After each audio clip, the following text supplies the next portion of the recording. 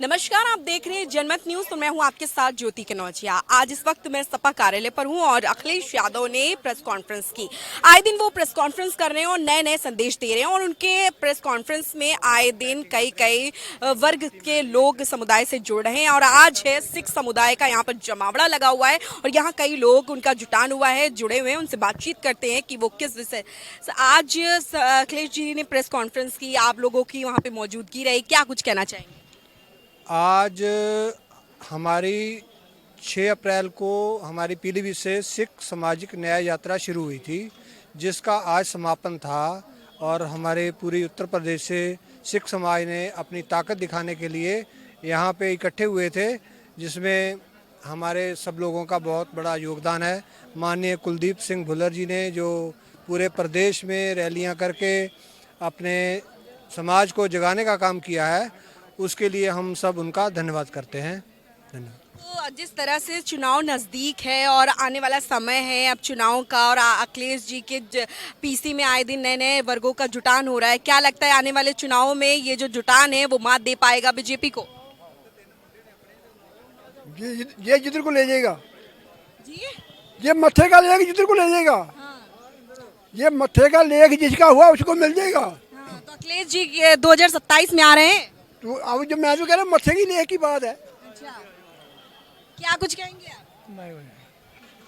अखिलेश जी की सरकार 2027 में बनेगी और सिख समाज पूरा अखिलेश जी के साथ है। और हम यही आशा करते हैं कि हम सब लोगों को जोड़ के अपने पूरे समाज में अपनी पीठ पैठ बनाने का काम करें। धन्यवाद।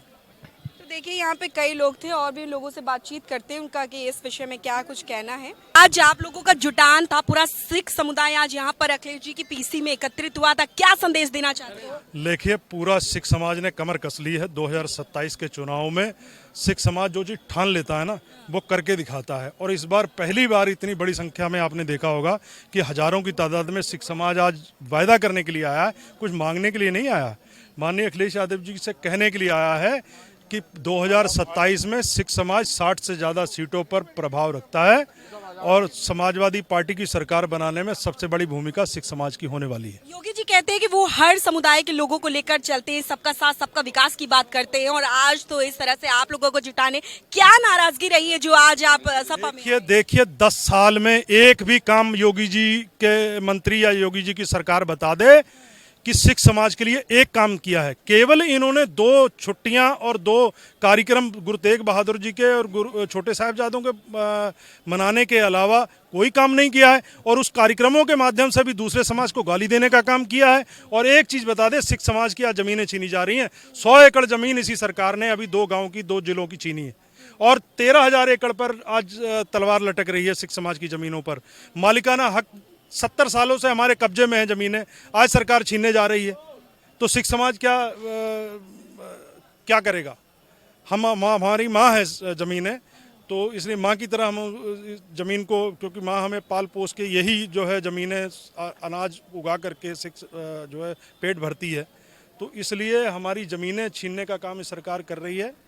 और सिख समाज ने पूरी तरीके से ठान लिया है कि हम जो है 2027 आप लोगों का जुटान अखिलेश जी के साथ है, और लेकिन डिप्टी सीएम केशव प्रसाद मौर्य हैं और ब्रजेश पाठक, वो लोग कह रहे हैं कि 2047 तक तो साइकिल पंचर ही है, आने वाली नहीं है। तो क्या कहेंगे आप? ये लोकसभा के चुनाव में क्या हुआ था, एक तरफा जो है पीडीए समाज ने सुपड़ा साफ कर दिया था ना, लेकिन आप 2027 में देखिएगा इनकी सबकी हवा निकलने वाली है। गांव में घुसने नहीं देंगे कई गांवों में समाजवादी पार्टी के, और आम जनता जो है वो इनको गांव में नहीं घुसने देगी। जिस तरीके से इन लोगों ने लोगों का उत्पीड़न किया है, किसान नाराज है। आज खाद के लिए हमको लाइन में लगना पड़ रहा है, ऐसे रजिस्ट्रेशन कराना पड़ रहा है जैसे तोप का लाइसेंस मांग रहे हो। खाद नहीं मांग रहे हम, तोप का लाइसेंस मांग रहे हैं। इस तरीके से सरकार ने किसानों को बर्बाद करने का काम किया है। आज हाइब्रिड बीज हम लोगों को थोप दिए हैं और इतना जो है किसानों का नुकसान हो रहा है पूरी तरीके से। तो किसान आज परेशान है। गाय छोड़ दी है जंगलों में, जिससे आदमी इतना परेशान है, रात को डर के मारे खेत में नहीं जाता आदमी, सांड के डर के मारे। तेग बहादुर को भी ये आरएसएस के वर्षन से बताते हैं, गुरु तेग बहादुर ने अपना बलिदान किसी एक दुनिया में मिसाल नहीं है, एक पंथ के आदमी ने दूसरे पंथ के लिए बलिदान दिया हो। और उन्होंने बलिदान इसलिए नहीं दिया था कि मुसलमानों को मारो, उन्होंने बलिदान इसलिए दिया था कि धार्मिक स्वतंत्रता हमारा जन्मसिद्ध अधिकार है और इकट्ठे होना हमारा जन्मसिद्ध अधिकार है, इसलिए बलिदान दिया था। औरंगजेब कहता था नहीं, उनके साथ तो सिख भी थे और उनके साथ तो हिंदू भी थे और उनके साथ तो मुसलमान भी थे, तो उन्होंने कोई बलिदान किसी। इतना भावुक क्यों हो रहे हैं पाजी? मैं इसलिए हो रहा हूँ कि वो झूठ बोलते हैं, झूठ बोल के गुरु तेग बहादुर को संकुचित करते हैं, संकुचित छोटा बनाते हैं उनको। वो कहते एक ही काम किया है, कुत्ते और बिल्ली की कीमत है। रोड पे अगर कुत्ता बिल्ली मर जाता है तो उसके लिए तो लेखपाल भागते हैं। कुत्ता बिल्ली कोई जानवर मरता है लेखपाल भागते हैं, लेकिन इंसान अगर मर जाता कोई नहीं पूछता। रोड पे इतने एक्सीडेंट होते हैं मैडम, इतने लोग मरते हैं, कोई नहीं पूछता। इतना नाराज हो चुका है इस सरकार से जिस तरह से योगी आदित्यनाथ। सब अंदर से आदमी हर एक भरा हुआ है, दुखी है, लेकिन मजबूरी है कि हेरा फेरी से सब सरकार बन रही है, जनता नहीं बना रही।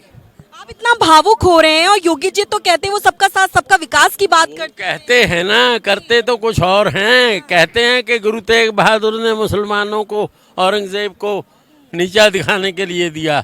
औरंगजेब ने काजी को बुलाया और उस पर फरमान करवाया, और गुरु तेग बहादुर ने बलिदान इसलिए नहीं दिया कि उनके पास पंडित आ गए, पंडित नहीं कोई और आ जाता, शिया मुसलमान आ जाते, कोई भी आ जाता उनके पास। उन्होंने तो धार्मिक स्वतंत्रता के लिए बलिदान दिया है। अब हिंदू हिंदू करके उसको हिंदू मत बनाओ, वो हिंदू मुस्लिम नहीं है बात, वो संविधान है। वो जो उनका नारा है सबका साथ सबका विकास, वो बस जुमलेबाजी की तरह है। हाँ, जुमलेबाजी है। और सिखों का इतिहास जो है गुरुओं का, वो संविधान में अब दर्ज हुआ है। हाँ, पूरा ये जुटान सिख समुदाय 2027 चुनाव के लिए पूरी तरीके से जो गुरु 10वें गुरु ने जो सिख बनाए थे, तो जो राजपूत राजा थे कांगड़ा के, उन्होंने उनके साथ अमृतपान करने से मना कर दिया था कि हम इनके साथ नहीं बैठ के करेंगे, अलग से कर लेंगे। उन्होंने कहा नहीं, तुम्हें सबके साथ करना पड़ेगा। तो हमारे लंगर में बराबरी है। हमारे लंगर में ये नहीं है कि किसी को कुछ खिलाओगे, किसी को कुछ खिलाओगे, किसी को पर्दे के पीछे बिठाओगे, किसी को आगे बिठाओगे। हिंदू और मुस्लिम की राजनीति मतलब हो रही है, खुली हो रही है। जो अहम मुद्दे हैं जिस बेरोजगारी और ये सब, उस पर कोई बात नहीं, सिर्फ हिंदू और मुस्लिम की राजनीति। जानवर इतने छोड़ दिए हैं, जानवर इतने छोड़ दिए हैं जंगलों में कि रात को किसान डर के मारे खेत पे नहीं जाता कि मुझे बैल सांड मार ना दे। समझे, उसकी खेती इतनी बर्बाद हो रही है, इस पर कोई ध्यान नहीं सरकार का। सरकार का अकेले झूठ बोलने पर झूठ बोल के। क्या लगता है आपको ये जो सपा आज है, सपा सरकार आने पे बनती है, तो क्या लगता है ये जो आज अखिलेश जी ने जिस तरह से आप लोगों के साथ देने की बात की है, वो सिर्फ बात ही है या फिर जमीनी स्तर पर भी करके करेंगे वो जो करेंगे। जब मुलायम सिंह की सरकार थी ना, तो MLC था उसमें। मैंने मुख्यमंत्री जी से पूछा था, आपने टाटा हटाया है। मैं जनता दल का नेता था विधान परिषद में। मैंने कहा था आपने सारे बंदी छोड़ दिए, तो कहने लगे लिख के दे दो, कोई रह गया हो तो मेरे पास लिख के देने को जवाब नहीं था। और वो आकाशवाणी पर चला गया, एक आदमी ने मुझे चिट्ठी लिखी कि इन्होंने अपना वायदा निभाया है। मैं गवाह हूँ उस चीज़ का। मुलायम सिंह जी तो इतने संघर्षशील आदमी हमने देखा ही नहीं। बहुत बहुत शुक्रिया आपका। तो देखिए यहाँ पर सिख समुदाय के काफ़ी लोगों का जुटान था।